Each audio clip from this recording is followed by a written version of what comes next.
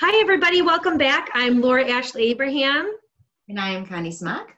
And together we are the Michigan Medium Angels. And today is day 32 of our reporting good news during this quarantine. So we were just talking about in our last video how to heal. And in this one, we want to talk about, we were leaving off, there were still more stories we had, and we wanted to talk about guilt, how to work through that also. So go ahead, Tink, start us off. Okay, so, oh Lord, I can't believe I'm saying this. Okay, so, you know what? We're real, we're people, we're going to have things that we have to go through. So, my daughter was really young, I won't say which one, and not, probably, I'm trying to think of how old. Definitely old enough to know, like 5, 6, I would say, 4, 5, 6. And we kept finding pee spots in the carpet. So I thought it was the dog. So, I yell at the dog, whatever. Well, come to find out, I caught her one time. She didn't feel like going to the bathroom and she didn't want to stop playing. So she was actually using her carpeting as she would go to the bathroom in the carpeting. So, of course, I obviously yelled at her for that and told her, whatever. I don't remember exactly what I said. But she turned around and said to me, well, I don't love you and I don't even want to live here anymore. So my sister had told me about this technique where she had used it and it seemed like a really good idea at the time. It's basically where you tell the kid or your child, like, well, if you don't like it here, you're going to have to live in this boot camp. And this boot camp is like really, harsh. Like you don't get all these privileges. Like, I don't think you realize what the privileges are. Like, oh, that's a really good idea. So I thought I would do that. So we made up this name. It was Miss Harlem. She just have to go to Miss Harlem's house. I said, well, if you don't like it here, you know what? You're going to have to go to Miss Harlem's house. So she pulls out her suitcase, and who would think, here I'm thinking I had to potty train my dog, and it was actually my child. But anyway, she's not going to the bathroom on the carpets. So I said, you're going to have to get a suitcase out, and you're going to have to, I said, actually, you don't need any clothes because you can only wear pajamas, and you get, it's really not, you're not going to really get all this food that you normally get. You're going to have to get like bread, and you can only drink water. And she was devastated, like devastated. So she ends up packs her little suitcase. And so her dad had said, well, she doesn't want to live here anymore. And so it looks like and he had known about the other, thing too. So, we both thought it was a good idea at the time. Not looking back, like how devastating that can be and traumatic. Like, oh my gosh, like now I'm thinking, what the hell was I thinking of doing that? I was just trying to get her to appreciate what she had. But looking back and seeing her, and then, so he was busy doing something. So she had her little coat on in her suitcase. Like, it was heartbreaking. And I could see her in the truck just waiting. Well, he's doing stuff, putting stuff, loading stuff in the truck. And she's just waiting. I'm thinking, hurry up, just, take, the thing was, it was just supposed to, he was going to go drive her around, talk to her, and then bring her back, basically say, just to try to get her to think. Well, he took it one step further, which I did not know this was not in the plan, but actually took her to a dilapidated house that was just like falling apart, made her ring the doorbell thinking she was going to have to stay there. Yeah, I know. It was like, it still breaks my heart to even think. I know. Twink's mouth is like dropped down. I know. Again, I'm not proud of this, but if this will help other people to heal for feeling guilty for things that they have done, I'm happy to share this. Okay. Because this is one of the things that really like crushes me as an adult, of thinking, what was I thinking? But we're all human, guys. We're going to make mistakes and we're going to do and say things that we may regret, but you have to understand it all happens for a reason. So anyway, so she comes back anyway, and clearly is devastated. And she always had this fear of abandonment, which was interesting. I never connected the two. I could be in a store, and if she didn't see me, she would scream and freak out. This was even prior to. Clearly, this did not help the situation. Again, not knowing what was going to happen, what was happening once she left here. So anyway, how I healed from that, because clearly there's a lot of guilt with that. And again, I've already shared the reasons why. That's you want to always make sure your child feels safe, and especially now when I hear all the people talk about that, and so a child, and it's like, well, that clearly was not making a child feel safe and unconditionally loved. However, she never said that again. Ever did she say she didn't want to live here, or I don't love you anymore, or anything like that. So in some ways that worked, but I'm sure that there were other ways that could have obviously been better. My dog's trying to get it. So anyway, I know. He's like, don't abandon me. I know, right? He's thinking, don't ever do that to me. Holy cow. This is that, you know what? I'm in a second. I knew I should have ran to the neighbor's house and stayed there. So anyway, going back from there, how I had to heal from it. And I did do that Ho'oponopono where I called the soul in, and I even apologized to her now because she still remembers that. She really remembers that. And I did physically apologize to her, and I clearly said it was taken too far. And looking back, I know I could have done things differently. It was just, I didn't know what to do at that moment. It was the best thing that I knew of what to do to try to help shift the energy of what was going on then. And so I also called her soul in to on a soul level to help heal anything that was done, on a soul level to her. And two, the other thing that really, this is the only thing that really got me to overcome the guilt of that. And now looking back, I can see the truth in this is knowing that we come in to learn our life lessons, and we're put with our parents. We choose our parents. We're in experiences to help us learn it. It's really to help us. So I have to learn forgiveness, but more about myself. And anyway, I can easily forgive someone else, easily. In fact, there have been so many people who have really done a number. My ex-brother-in-law, who put me in debt $2.5 million, was a professional con artist, did not know at the time. So there was a lot of guilt with that too, with not knowing and not seeing the signs and whatnot. But I can actually forgive him. I can forgive, but it was, forgiving myself for even these things was just so, it seemed monumental to me, because we feel like we're responsible. We feel like we're responsible for people's happiness. I mean, yes, it can add to it, but understanding that they came in to help learn those life lessons, and that they came in to, that was one of her life lessons that she had to overcome because of the fear of abandonment. It was a common theme for her even before that had happened. So is it a coincidence that happened with her, or is it something she really needs to learn to overcome that and to be confident and safe and feel safe somehow?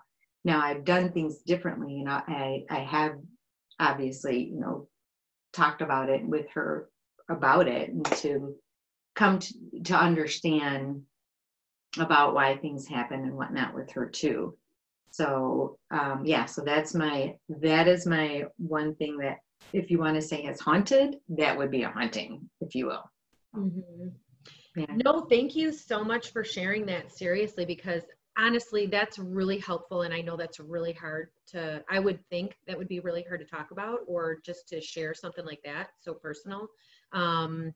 So really thank you, because it will help people to understand. I think as parents, we have so much guilt that we put on ourselves, truly, and trying to make up for. Also, I know for me, with when a relationship doesn't work out, then you're trying to overcompensate and do so much later on. I know I did that with the kids too, and just giving and any little thing, if they would say that I wasn't doing something, was just devastating to me. If it was like, oh my gosh, because I did so much, trying so hard to make it better. So the guilt guilt is huge. One of the stories that I was going to say too, well, a couple things when you were talking about that is, yes, she, the abandonment issue is definitely something that she needs to learn. It's one of her life lessons. So of course there would be situations that would come up that you would do or need to do, I'm sure planning ahead of time, looking at a life plan to help her, like you said, overcome that. So that's part of her life lesson. I know looking back too, for me, a lot of the experiences that I had from being younger too were to help me to overcome, to learn forgiveness, to learn how to let go of guilt, to learn how to have compassion, all of that stuff. So that was my life lesson. When you were talking about, there were a couple of things too, was for one of them that popped up for me was the forgiveness. I was actually just talking about this with a client. This was really interesting. I hadn't thought about this dynamic. I mean, I have, but for me, guilt really came forward too in a lot of different ways. But one of them was, I realized, because there was a very interesting dynamic in my family with my dad, because even though he was abusive and but he was still nice at times. So he wasn't always a bad person, and he wasn't always horrible. He actually did a lot of really nice things, and he would take my sister and I to different places, and we would do fun things when they got divorced. So one of the things I realized though is that I had a lot of guilt about how I feel or how I felt about my dad, because growing up, my mom was, or could be, I don't know, it's an interesting dynamic. My dad was always, I guess I would say, nicer to me.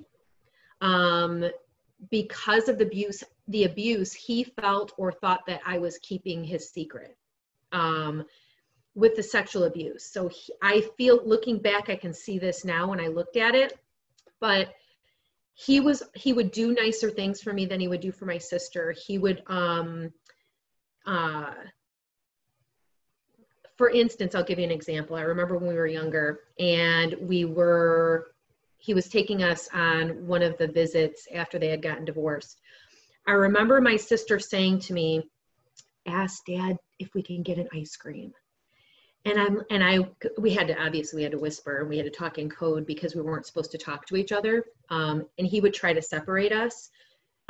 He would usually want me to sit in the front seat and my sister to sit in the back seat. He always was trying to get between us, I guess, which is really weird. But anyways, I remember we must have been sitting near each other, and she had said to me, "Ask him if we can get an ice cream," real quiet. And I was like, "Well, why don't you ask him?" And she said, "If you ask him, he'll do it. If I ask him, he won't." So I said, "Well, try." So she did. She asked him, "Hey, Dad, can we go get an ice cream?" He's like, "No." Then I asked him, "Hey, Dad, can we go get an ice cream?" "Okay." And from that time forward, I realized I had never put it together or seen it, I guess, seen the discrepancy in his behavior towards me versus my sister.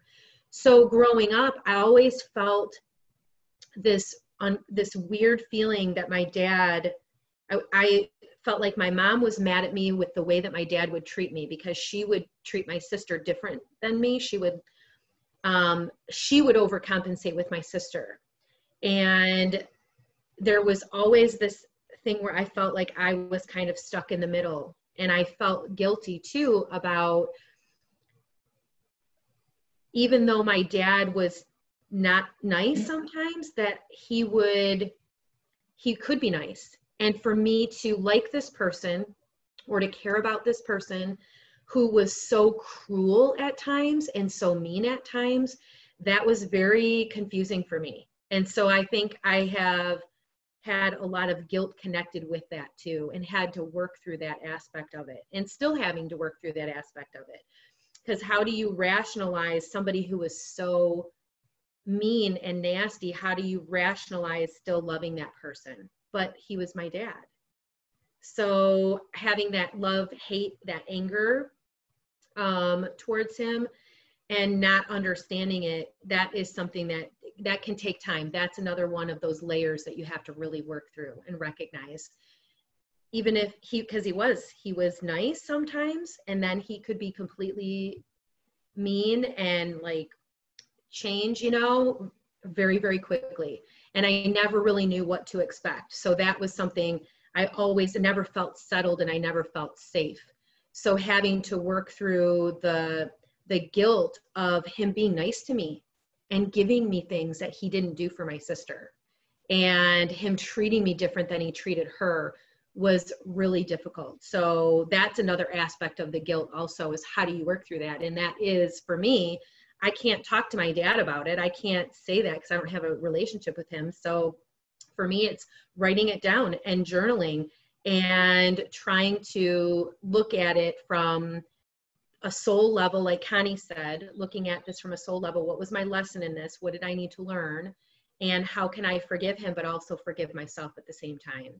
Because a lot of the work I have found has to do with my own self-forgiveness too. And when you said that, self-forgiveness is one of the hardest things to do. Truly, truly, really, really difficult. It's easier to forgive somebody else than it is to forgive yourself. When you were talking about the soul level, how would you, I know how I do that, basically on a soul level, going to a soul level. How do you do that when you want to talk to somebody else's soul, to ask for healing or to work with them on a soul level? What do you mean? That's a good, thank you. And thank you for sharing that, because I know that's difficult.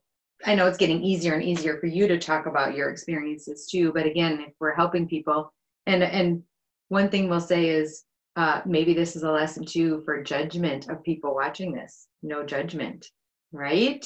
I think, one little thing in there. But how I do it is I actually will call, I just literally say in my head, I call in, so-and-so soul. And then I just do the, I'm sorry, the I'm sorry, I forgive you, or please forgive me. I think some people say it both, but I think the I'm sorry too, obviously can be if you feel bad about something, but the I'm sorry is not taking responsibility. If you felt somebody did you wrong, it's not saying that you're responsible, just so you know, because I feel like people would get resistance when hearing that. The I'm sorry can mean for anything you have ever done in this lifetime, prior lifetimes. Maybe in another lifetime it was reversed. Maybe in the other lifetime you were the abuser, or we don't know. And I just got chills on that. We don't know why things happen now. There's so many reasons why. Soul lessons, karma, balancing things out, energy.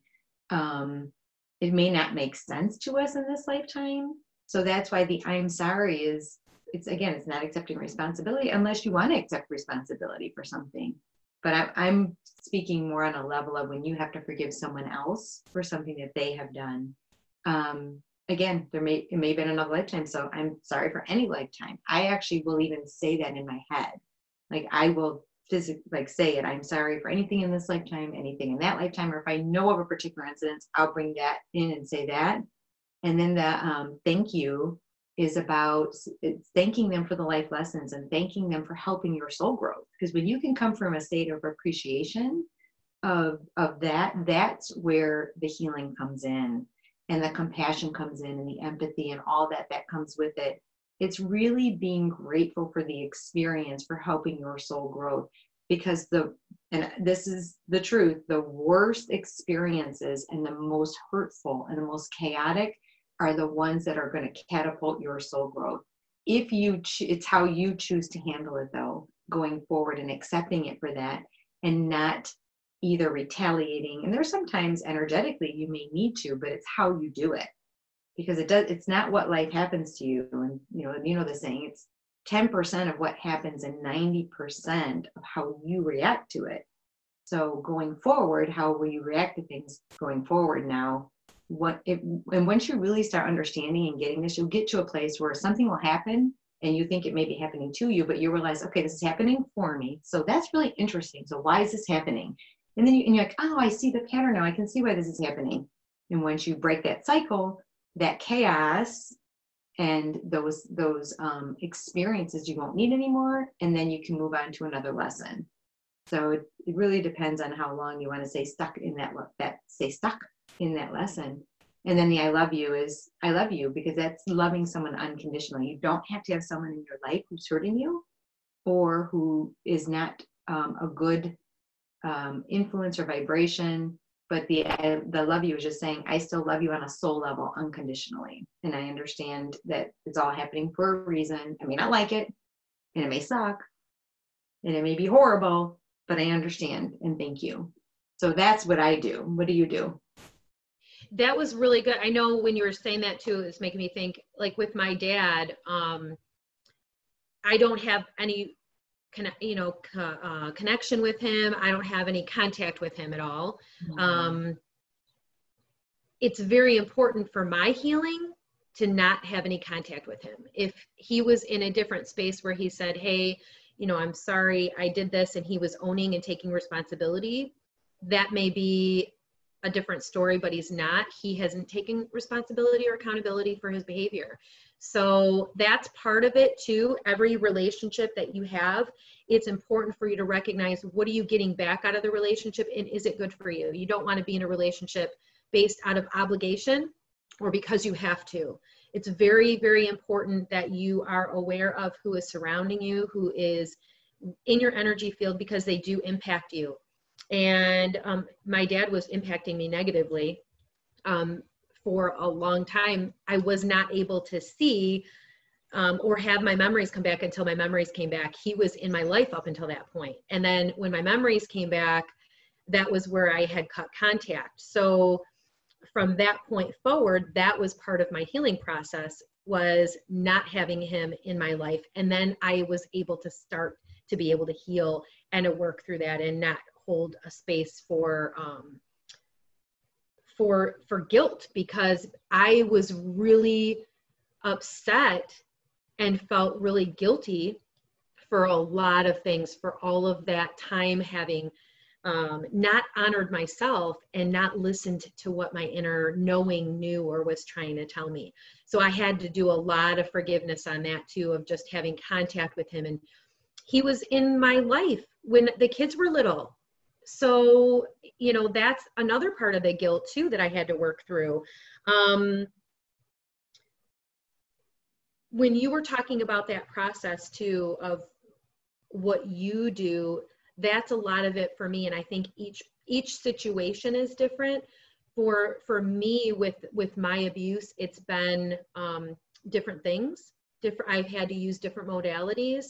But one of them has definitely been having that connection or that contact with my dad's soul, and being able to recognize that this happened in a lot of areas, or a lot of things happened to be able to help me, for me to be able to know that I'm strong, that I can heal, that just because this happened doesn't mean that I have to stay in a space of, I guess I would say, being victimized, because I was victimized for a long time. That is a fact. That is an actual fact. There's nothing that I can do about it. I can't go back. But I can go forward, and I can change my patterns, and I can change how I look at things, how I view things, and recognize part of it has been with the way that my dad grew up, and like you said, having compassion and understanding. He did not have a very good childhood. Well, there were things that he did, but he ended up being in a boys' home or a group home. His mom sent him to a group home. I don't know the details of that, but I think something happened to him when he was there. Yeah. And I think he has a lot of resentment. He had a lot of resentment about his mom sending him. I think he had a lot of resentment about what happened when he was there. And he didn't know how to deal with things. So anyway, so he took it out on us, and being able to see that and have just the understanding. It doesn't mean that I have to accept. So when we say forgive, it doesn't mean that you're saying what that person did was okay. Because what my dad did was not okay. Hurting someone else is never okay. It's not something that I repeated. That was a pattern that I actually broke. So that can also be part of the abuse cycle, is breaking the cycle. So that was part of my life purpose in my family, was to break the abusive cycle, which I did, and really analyzing it and looking at it and trying to heal it so that I didn't do the same thing with my kids. But having compassion and understanding for why my dad was the way that he was, why he responded the way that he did, and being able to have healing around the whole thing so that I'm not holding a space of anger and resentment and hatred really for him, which I did for a long time, which is okay. I mean, that's obviously, those are all emotions that you have to work through. So taking them each one by one as they come up and breaking them down and being able to say, okay, this happened, but to separate it. This happened to me. But I'm here today now. What do I want going forward? What do I want in my life? What experiences do I want in my life? Do I want to hold on to that anger and resentment and that guilt about how he was, or do I want to go forward and create something new for me in my life? And I wanted to create something new in my life and not hold the space for that. As we've talked about before, there's always time and place for anger, for those feelings. It's very important to honor the feelings, not suppress them and hold them in, but working through them, like we were just talking about, writing them down, talking about how you felt or what you felt, and identifying the feeling or where it's coming from, and then being able to process that and move forward so that you can be happy. Really, bottom line, be happy. One of the clients that we were talking about too, there was something that came up where somebody was saying, you know, I've already done all the work. I've already done all the work, and you know, what else can you tell me? The problem is that when you get into a space when you're saying, I've already done all the work, you know, I want to move forward. Yes, you could have done a lot of work, but that there still can sometimes be an underlier that is creating chaos in your life. If you want to change that chaos, or if you see a pattern of behavior, if you see something continuing, that's how you know you have not fully healed it, and it needs to be healed. And until you take the time to do that, it's going to continue to replay in your life. If you want it to continue to replay, then you don't deal with it. But if you want that to stop, and you truly want to have peace, you truly want to have happiness, if you truly want to be feeling good, then you're going to need to sit down and you're going to need to take some time to work through that. It doesn't have to be a ton of time. A lot of times we'll put things off. It really doesn't have to take a whole lot of time to do, honestly. Like what Connie, what you were saying is just taking the time to talk to that person's higher self and say, you know, getting into like a meditative space and saying, okay, why did you do this? Asking for my dad, let's just use that as an example. Why did you do this? His higher self may tell me, Laura, because you needed to learn how to stand up for yourself. Laura, you needed to learn how to heal from abuse so that you could help other people. Mm-hmm. Laura, you needed to learn how to have the ultimate forgiveness for something that a lot of people wouldn't be able to forgive. Laura, you needed to learn how to survive and not seriously leave this world and not be here. What'd you write? Sorry, honey, but I wrote survive. Mm-hmm. That's so weird. I literally wrote, why did I survive? Like I just heard it. I wrote that a while ago, right while we were recording, but a while before you said that. Anyway, I'm sorry. Go, honey. So yeah, that's exactly funny. Literally, because I literally was suicidal for a long time. And I didn't know why. So literally that is one of my life lessons, is because there are a lot of people who do not survive what I did. And there are a lot of people who will turn to drugs and or alcohol to be able to cope and to numb and to not feel. So it is definitely a process. It's not an overnight thing, but taking it piece by piece, little by little, it will open up the space within you, and you will feel so much better, and you start to feel lighter, and you start to feel whole again. It's like calling back your pieces. And that was one of the ways that I healed the most, was literally calling back those pieces. So when I would have, when I was going through my healing process, I would have a lot of dreams where I had glass in my mouth. I had, I don't want to be graphic, but sorry. I know. Okay. I had, glass was a typical theme for me for a while, pieces of glass in my body. And so obviously that's pain, suffering, you know, and so I had to take those, I had to take them apart little by little, each dream that came forward or each memory that came forward or whatever it was, and put my pieces back together, pull my pieces, call them back, and heal them and integrate them into my body. And that's, I know we've talked about this before too with the healing meditations. I am working on them. So anyways, okay, go ahead, Tink. That was a long-winded. Real quickly, I know, because I know we need to wrap up, but there's two of the angels who I call upon too is Jeremiah for a life review whenever you're feeling guilty and or want to process things to be able to determine why things happen. He can help you with that, the angel, Archangel Jeremiah. If you are wanting to call on someone's higher self to be able to identify where and how something happened, Zadkiel can help with forgiveness, as well as, again, Kamiel and Shamiel and Raphael, but the other ones too. But those are the two ones for forgiveness and for life review.